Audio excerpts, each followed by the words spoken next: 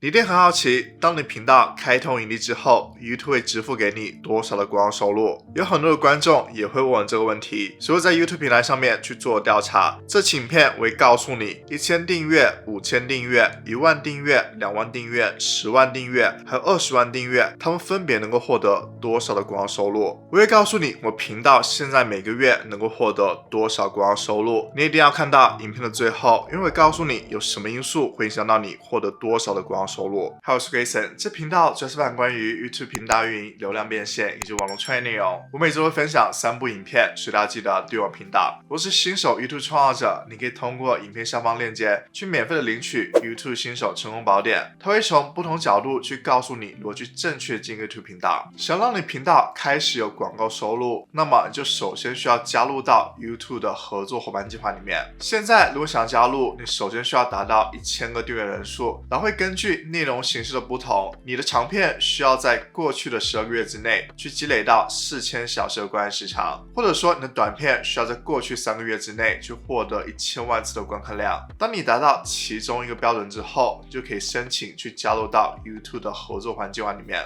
现在 YouTube 的长片还有短片都是会得到广告收入的，但是我们今天这期影片主要讲的是 YouTube 长片的广告收入。现在你获得的长片广告收入是需要和 YouTube 进行分成的， YouTube 会拿走45%，然后剩下的55%是归创作者所有的。有2个数据会大大影响你能够获得多少的广告收入，那就是 CPM 还有 RPM。简单来说， CPM 就是广告商需要支付的广告费用，而 RPM 就是创作者能够得到的广告收入。这些都是按照1000次观看量来计算的。如果 CPM 是$5，那么每1000次观看，这个广告商就需要支付$5的广告费用。如果说 RPM 是$2，那么每1000次观看，这个创作者就能够得到$2的收入。接下来展示给你不同的订阅人数，他们能够获得多少的广告收入。你可以比较一下不同的频道主题，他们的 CPM、RPM 会有多大区别。首先可以看一下这个频道，它是1000订阅的，这里面它的 CPM、RPM 都是新台币。它在当时的时候 RPM 是 63.23 新台币，所以转换一下就是$1.96。然后它的预估收益是1835.31新台币，那么它每个月的收入就是$56.91，这就代表在过去的28天里面，它能获得$56.91。这是1000订阅的频道，它是这样的收入。你可以看到这个频道的内容，它什么都有发的，是比较生活化的内容，所以它的 RPM 会相对较低一些。接下来再看另外一个频道。你可以看到它每一天能够获得大概200次的观看量，但是它的 CPM 是很高的，接近了$30，也就代表它每1000次的观看量，广告商需要支付$30。但是很神奇的就是它的 RPM 只有$1.12，这就代表了每1000次的观看量，它只能获得$1.12。它这区间是过去的7天，然后最后显示的就是它的7天的收入就是$1.33。然后它频道里面的内容也是比较杂的，很多都有发，主要是音乐类的内容。接下来这频道它是5000订阅的，它的 CPM 是$5.58，RPM 是$2.05，然后它这是半个月的时间。在半个月里面，他获得的是$174.88，那么也就代表1个月他能够获得$350左右。然后这频道主要是生活 vlog 类的，它内容是比较杂的，比如说它有访谈型的，然后是看房的，然后保养的，所以这类型的频道它的 RPM 是相对较低的。接下来这频道它是1万订阅的频道，它的 RPM 就相对较高了，你可以看到是$8.14。然后它也展示了它每天能够获得大概的收入，比如说有时候每天会获得$8左右，然后高的时候会接近$30。然后也可以看到它每个月所获得收入，12月、1月的时候能够获得大概$350左右，然后从2月份开始就基本上双倍的收入，2月份$670多，3月份$750多，然后4月和5月都有$800多。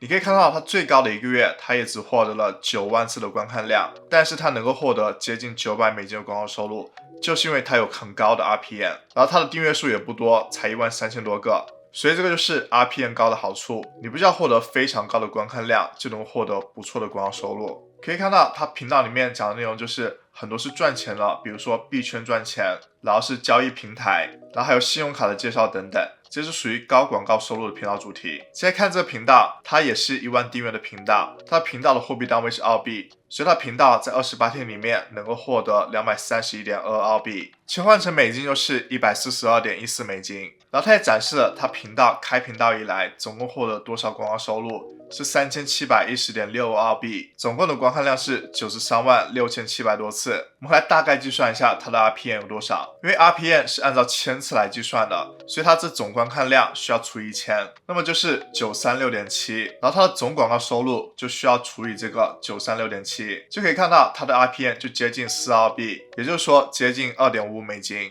可以看一下这个频道内容是关于生活类的会比较多的，所以这是属于低的 RPM 频道类别。接下来看这个频道，它是2万订阅的频道，它1个月的广告收入在530.54美金，它过去28天能够获得530.54美金的广告收入，然后它的观看量总共是41.6万。我们也可以大概的计算一下这个频道它的 RPM 有多少。因为它频道的总观看量是416000次，所以我们需要首先除以1000，因为 RPM 是按照千次来计算的，所以就是530.54除以416，最后得到就是它的 RPM 大概在1.27美金左右。可以看到这个频道也是比较生活类的频道，它内容都是生活 vlog 类的，和前面其他几个频道都很类似，都是属于比较低的 RPM 类别的。接下来再看这个频道，它是10万订阅的频道，这里面它公布了它1年的广告收入在46699美金，但是它没有公布它1年里面获得多少的观看次数，但是我找到了它1个月能够大概获得47万次的观看次数，所以可以来计算一下它的 RPM 到底有多少。它的年收入大概是47000美金，我除以12，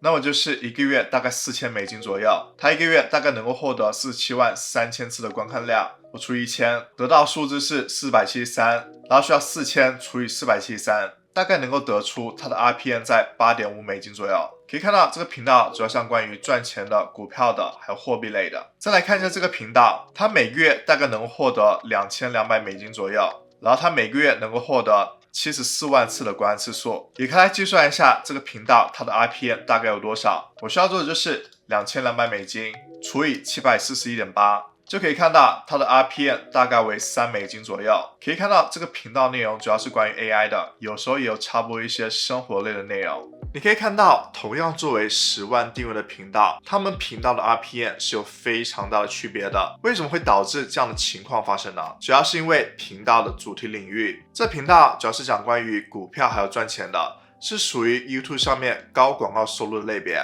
因为广告商会认为这类频道它的受众，他们购买力是比较强的，经济能力是不错的，所以广告商就更愿意把他们广告费用去放到这类型的频道上面。接着上面 RPM 相对较高的频道主题还有电商、创业、房地产等等。相反，游戏频道、生活频道、娱乐类频道，他们频道的 RPM 都会相对较低。RPM 高的频道，他们需要更少的观看量就能够达到目标的广告收入。比如说2个频道，一个频道它的 RPM 是10美金，而另外一个频道它的 RPM 是2美金。假如说1个月想要去达到1000美金的广告收入，那么 RPM 为10美金的频道，它1个月需要获得10万次的观看量就能够达到1000美金的广告收入。而 RPM 为2美金的频道，它1个月需要获得50万次的观看量才能够获得1000美金的广告收入。所以你可以看到这个差距真的非常大。接下来看这个频道，它是一个20万订阅的频道，这里面它的货币单位是新台币，从这里面你可以看到它平均的广告收入大概在2万新台币左右，